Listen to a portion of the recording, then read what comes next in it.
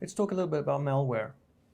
So for malware to actually exist on this device, what's the route that it would have to take to get on a ABM locked, MDM managed, protected by ADAM1, enforced, bright web enforced device? I mean, what is the attack surface that we're talking about now?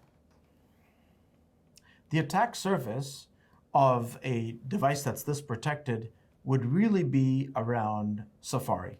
So if Charlie Miller was around and still working the hacking scene, who's famously, I think, probably got the most browser pwn-to-own contests, then he would realize that that is really the only attack surface that is available on the iPad. And given Apple's attention to security on this front with their many, many bounties, just the bounty amount alone gives us all a high degree of sense of security that their eyeballs are on Safari, the browser, all the time. Right. And people know that the world's largest number of users on mobile are on Safari. So it is the most attacked browser. And you'll also notice that Apple is continuously recycling old code, not recycling, deprecating old code to keep Safari super lean. Right. And that's another reason why it is such a secure browser. But on the other side, where that Safari, because that's true. When you open your browser, you are walking into a world, right? Like who knows where you're going to be going, right? Malicious sites and so forth. But the reality is that your attack surface is so much smaller because you're on a bright web enforced environment. It means deny all. It means only anything that the AI deems as good and that you asked for. That's right. Are the places that Safari could now be attacked through. Well, actually, now that you point that out, the Safari attack surface is super tiny. It's not even what Charlie Miller normally would have had access to in a pwn-to-own contest, where he could have typed in any URL, and if that URL did exist in the world, he could utilize that to attack it.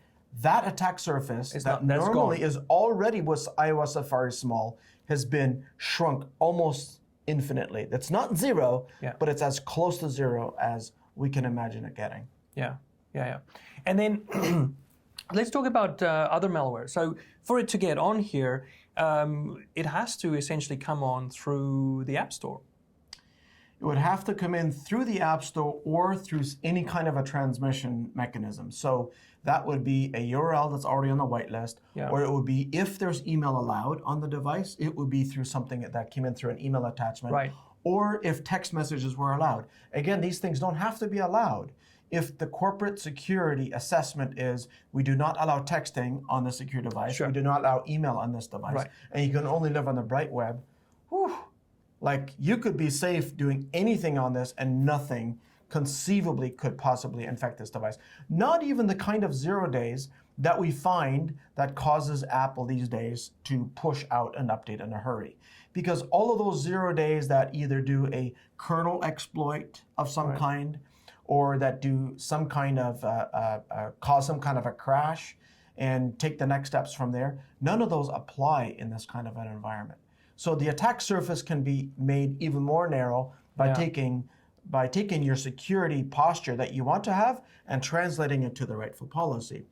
Where you're more likely to have an attack would be on the other side, on the windows that you're remotely controlling. But then that's not this device. Yeah, and absolutely. But the solution there again is that those machines are behind a bright web capable firewall solution as well, with Don't Talk to Strangers running. That's right. So really what we're looking at here is that by orders of magnitude, I think that's what it's coming down to me. By orders of magnitude, we have increased security over what used to be deemed a mobile device. Absolutely. Yeah.